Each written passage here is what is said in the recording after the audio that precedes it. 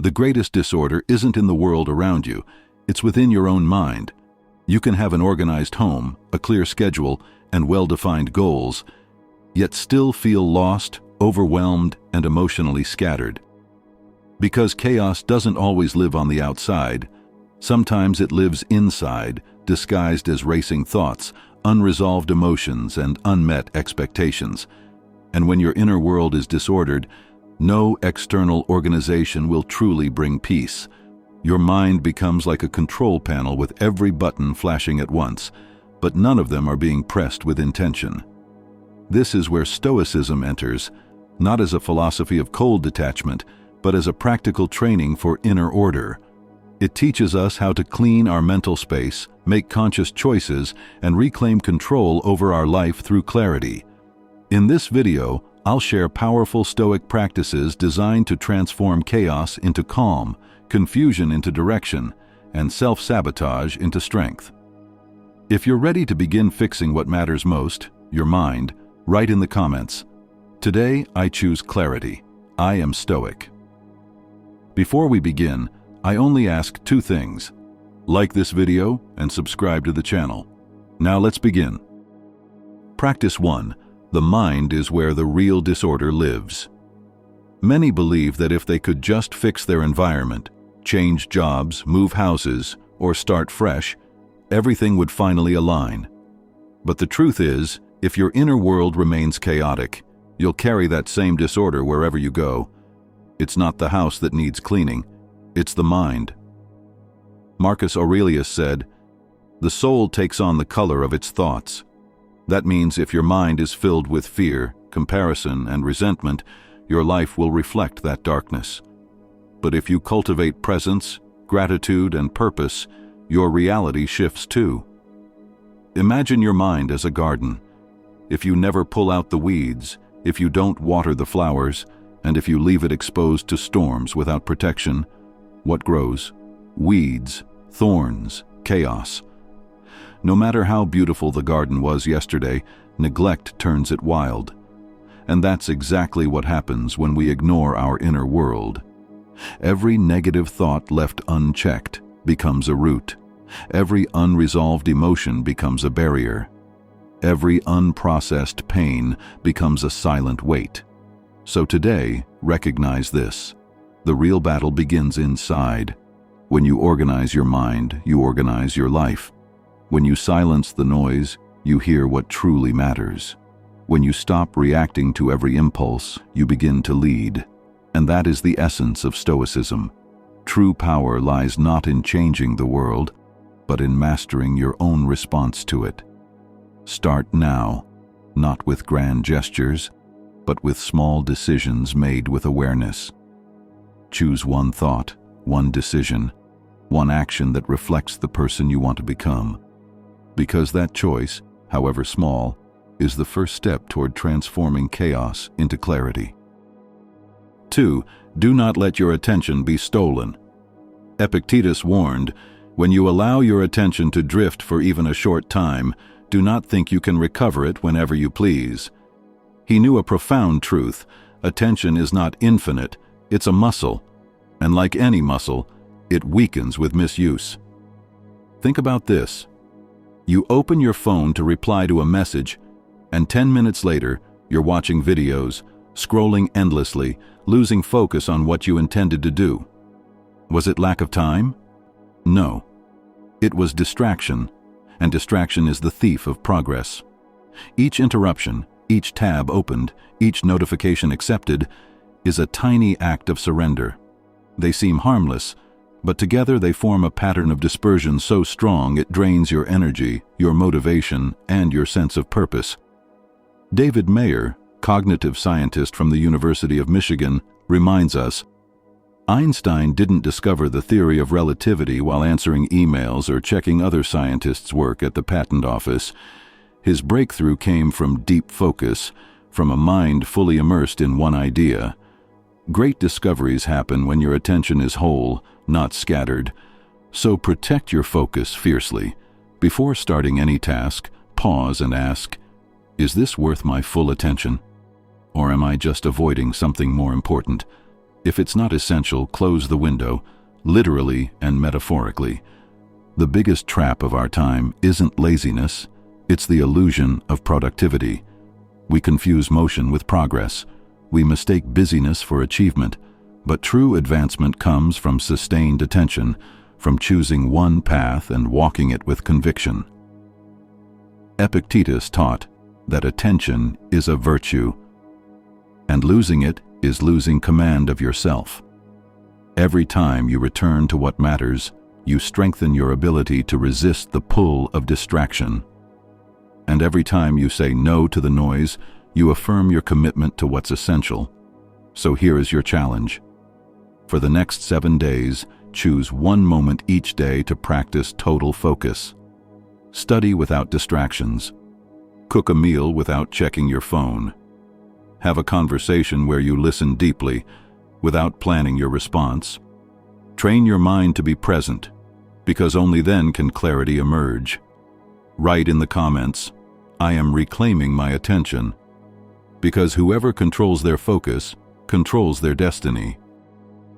3. Organize your life around what truly matters. Most people spend their lives doing what seems urgent, but rarely what is truly important. They respond to messages instantly, they attend unnecessary meetings, they scroll endlessly, all under the false belief that they're being productive. But productivity isn't measured by activity, it's measured by alignment. Are your actions moving you closer to what you truly value, or are they just keeping you busy? Seneca said, "It is not that we have little time, it is that we waste much of it." And nowhere is this truer than in our daily routines. How many hours have you lost to empty entertainment? How many conversations drained you without adding anything to your life? These aren't minor losses. They are stolen moments from the only resource you cannot regain. To organize your life, you must first clarify your values. Ask yourself, what brings me peace? What gives me energy? What makes me feel alive, even when no one sees it? Then, structure your day around those answers. Don't wait until everything is perfect to begin. Start now. Replace 1 hour of distraction with 1 hour of creation. Use 5 minutes of silence to breathe, reflect, and reconnect with your purpose. Plan your day the night before, so you wake up knowing where you're going. Because a life without direction is like a boat adrift, carried by waves, never reaching port. Clarity doesn't come from doing more, it comes from doing less, but better. And the best way to do better is to eliminate what doesn't serve you. Just as a sculptor removes everything that isn't David, you must cut away the excess, the noise, the obligations, the habits that no longer belong. This isn't about isolation, it's about intentionality. You don't need to do everything, you just need to do what matters. And when you do, your mind stops feeling heavy and starts feeling light. Because lightness is born when you stop carrying what no longer belongs to you. So write in the comments, "I am organizing my life around what truly matters," because when your actions reflect your values, your life finally feels coherent. 4. Build a long chain of small wins. Most people fail not because they lack talent, but because they abandon consistency. They start strong, full of motivation, but give up at the first sign of fatigue. Why? Because they expect dramatic results overnight. But real transformation is not loud, it's quiet. It happens in repetition. Jerry Seinfeld, one of history's most successful comedians, used a simple method to build his craft. He took a calendar and marked every day he wrote new material with a red X. After a few days, he had a chain. His goal became simple: don't break the chain.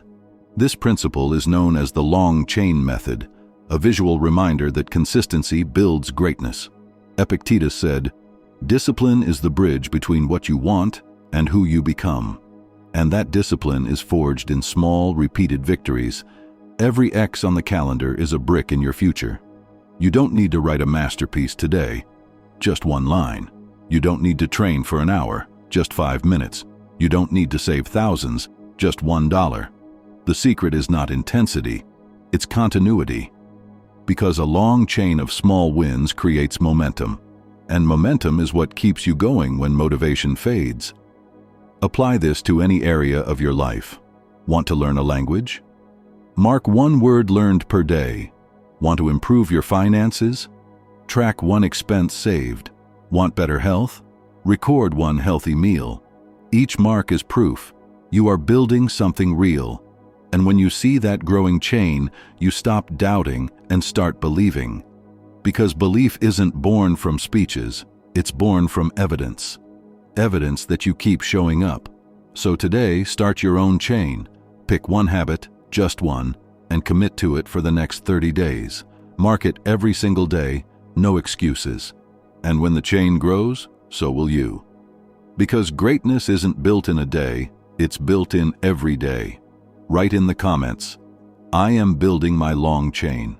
And remember, the longest journey begins with a single X. 5. Face reality as it is, not as you wish it were. Much of our suffering comes from resistance. We don't accept what is, we fight it. We wish it were different. We demand that life follow our plan. But life doesn't negotiate with wishes. As Epictetus taught, demand not that events should happen as you wish, but wish them to happen as they do, and you will go on smoothly. This isn't resignation, it's wisdom. It's recognizing that clinging to illusions wastes energy. Energy that could be used to grow. Carl Jung said, "What you resist persists." And that's exactly what happens when you refuse to face reality. The pain doesn't vanish, it multiplies. The problem doesn't resolve, it grows. But when you look directly at what exists, without denial, without fantasy, you create space for solutions. Acceptance is not giving up. It's opening the door to change. Imagine someone trapped in a job they hate, but instead of acting, they repeat, "One day I'll find a better one." But one day never comes. Meanwhile, they suffer silently, angry, exhausted, disconnected, until one day they stop waiting. They update their resume, they reach out, they apply, and that single act of facing reality changes everything, not because the world changed, but because they did. The same applies to relationships, habits, or financial situations. Stop pretending things are fine when they're not. Stop living in hope, and start acting in truth. Because every minute spent denying reality is a minute stolen from healing, and the sooner you face it, the sooner you can transform it. So ask yourself, where am I resisting what is? What am I pretending is okay when it's not? Then take one small step toward acceptance. It might be having a difficult conversation. It might be cutting expenses. It might be saying, "I'm not happy, and I deserve better." That honesty, spoken gently but firmly, is the beginning of clarity. Because clarity only arrives when you stop lying to yourself. And when you do, the fog lifts, and suddenly you can see the path. 6. Use gratitude to diffuse pain. Gratitude is not just a nice feeling. It's a strategic tool for mental clarity. When you're caught in pain, anger, or frustration, your brain narrows its vision. It focuses only on the negative, ignoring everything else. But gratitude expands your perspective, like turning on a light in a dark room. Nothing changes, but suddenly you can see. Robert Emmons, a leading psychologist on gratitude, found that practicing gratitude regularly reduces anxiety, increases resilience, and improves overall well-being. Because gratitude doesn't deny pain, it transforms your relationship with it. It says, "Yes, this hurts, but there is still good. Yes, I've been wronged, but I still have my breath, my body, my will to rise." Gratitude is the antidote to the poison of complaint. Complaining trains your brain to seek lack. Gratitude trains it to seek abundance, and what you train grows stronger. Try this Stoic exercise tonight. Before sleeping, name 3 things you're grateful for, no matter how small. That you woke up today. A kind word someone said. A moment of silence. Feel them. Don't just list them. Let the warmth enter your chest. Because when you do, something subtle shifts. Your mind releases tension. Your heart softens. Your spirit renews. You realize, even in hardship, there is still life, and life is worth honoring. Marcus Aurelius wrote, "Dwell on the goodness of your life, the air you breathe, the food you eat, the love you receive. When you do, you break the cycle of negativity, you stop feeding despair, and start nourishing hope. Because gratitude is not weakness, it's quiet strength. It's the courage to say, I haven't given up, I still see the light. So tomorrow, when pain knocks, meet it with gratitude, and watch how quickly the storm loses its power." 7. Discipline is the bridge between you and your dreams. There are two types of people. One waits for inspiration to strike, the other acts, even when uninspired, and history remembers only the second. Because dreams aren't fulfilled by motivation, they're fulfilled by discipline. Seneca said, "Luck is what happens when preparation meets opportunity." But preparation doesn't mean luckier circumstances. It means preparing yourself. It means waking up early, even when tired. It means studying, even when bored. It means writing, even when no one reads. It's not about forcing, it's about fidelity. Fidelity to your word, fidelity to your purpose, fidelity to the version of you that you know is possible.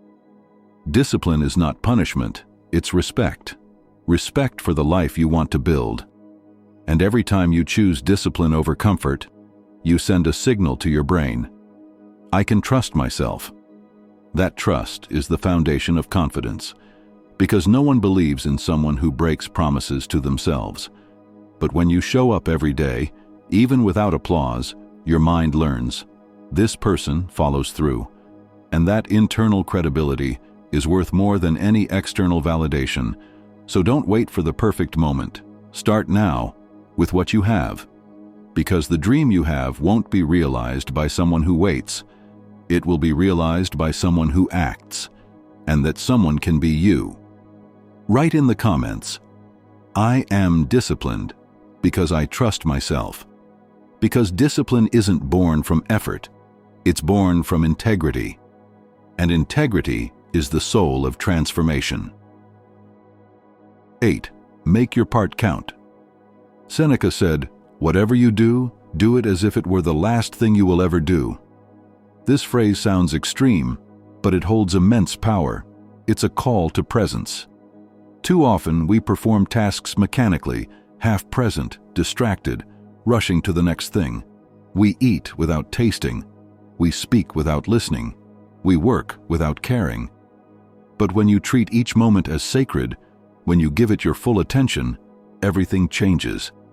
The quality of your actions rises, your energy calms, your mind stops running, because you're no longer chasing the future, you're living the present. And that is where mastery lives. Think of a master craftsman shaping wood. He doesn't rush. He doesn't check his phone. He doesn't skip steps.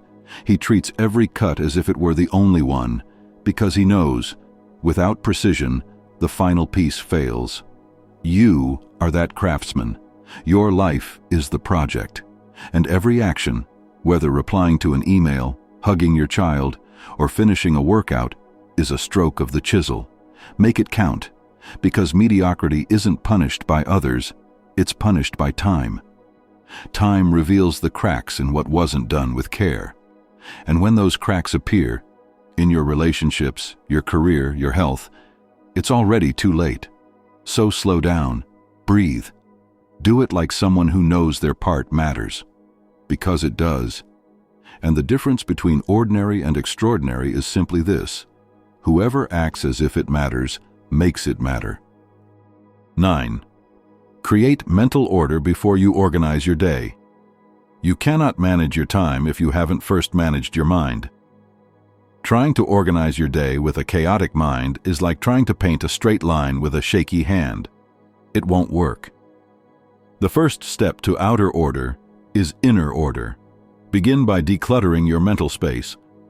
Clear the tabs that are always open, the argument from years ago, the fear of failing, the guilt of past mistakes, the anxiety about the future. These thoughts consume energy, even when they're silent. And when your mind is full of noise, your decisions become scattered. So tonight, do this. Close your eyes and imagine your mind as a room. Walk through it. Notice the clutter. Then, one by one, pick up the thoughts that don't serve you. Put them aside. Breathe. Say, "This is not mine to carry anymore." This isn't magic. It's mental hygiene. It's learning to distinguish between what deserves your attention and what should be released. Marcus Aurelius did this daily. He wrote in his meditations, "Be like a rock against which waves crash, and remain unmoved." That image is powerful. It shows that stability doesn't come from eliminating problems. It comes from refusing to be shaken by them. When you clean your mental room, you create space for clarity. You stop reacting and start responding. You stop being a passenger and become the driver. So tomorrow morning, before you check your phone, take 3 deep breaths. Observe your thoughts. Then declare, "I am in charge of my mind." Because when you govern your inner world, your outer world begins to obey. 10. Learn to flow with life, not against it. Zeno of Citium, founder of Stoicism, used a powerful metaphor. We are like dogs tied to a cart. The dog has some freedom, but when the cart moves, it has 2 options: run beside it or get dragged. Life is the cart. It moves with its own rhythm, regardless of your desires. And the more you resist, the more painful the journey becomes. The Stoics didn't preach passivity, they preached alignment.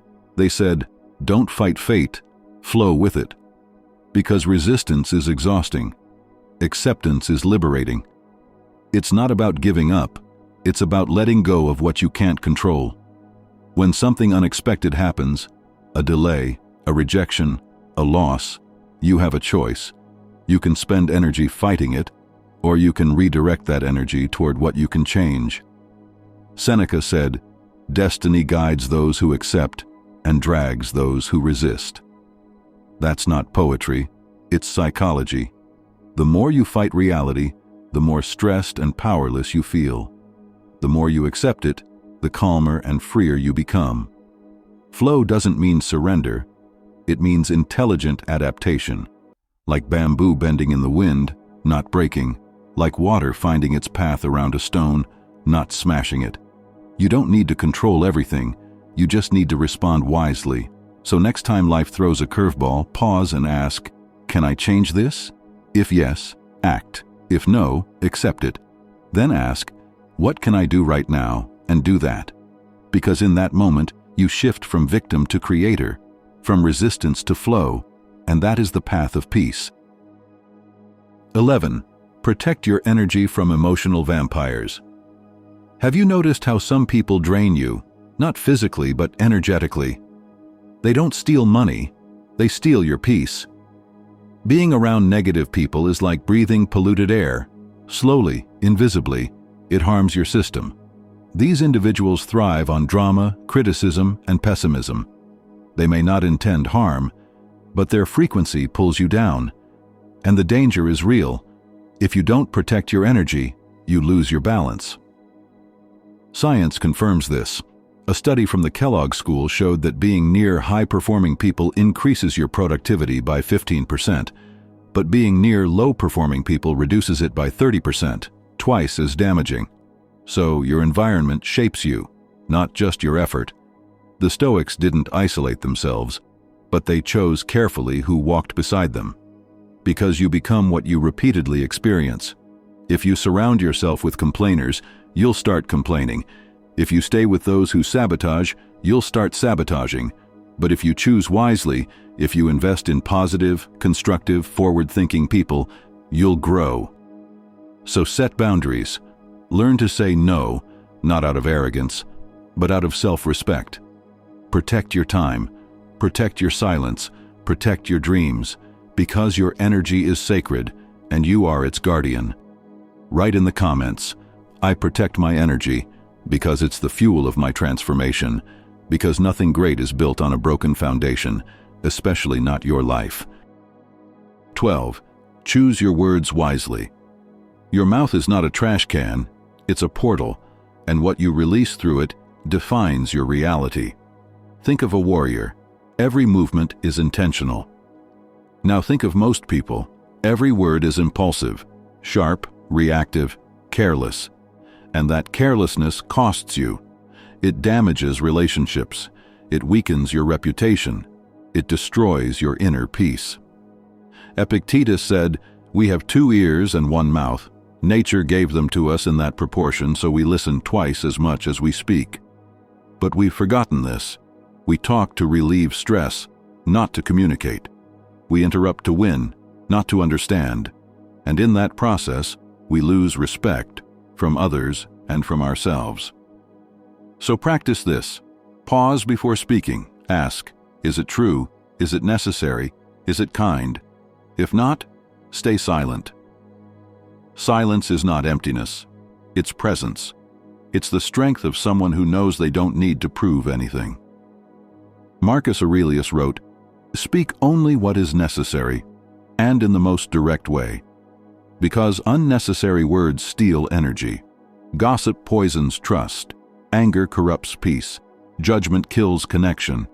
But wise speech, it heals, it strengthens, it inspires, it clarifies. So use your voice like a sword, not swung wildly, but drawn with purpose. And let your silence be louder than any opinion, because the world doesn't need more noise, it needs more presence." 13. Replace fear with purpose. Fear is not a reliable guide. It doesn't tell you the truth. It tells you stories, stories of failure, of judgment, of loss. And the more you feed fear, the stronger it gets. But purpose? Purpose is fire, not smoke. Purpose doesn't whisper, "What if it goes wrong?" It asks, "What if it changes everything?" The Stoics lived with purpose, not perfection. They didn't wait to feel brave. They acted bravely. They didn't avoid difficulty. They faced it as training. Marcus Aurelius didn't rule Rome because he felt ready. He ruled because he believed it was his duty. That's the key. When you have a purpose, fear loses its power, because purpose is stronger than doubt. It's not about erasing fear. It's about making it secondary. Ask yourself, why am I doing this? Not for applause, not for revenge, not for escape, but because it aligns with your values, because it serves your growth, because it helps others. That why becomes your compass. And when you walk with a compass, you don't get lost, even in the darkest forest. So tomorrow, when fear appears, don't argue with it. Just say, I know why I'm doing this. Then take the next step, because purpose, even when quiet, speaks louder than panic. And the deeper the purpose, the more unshakable you become.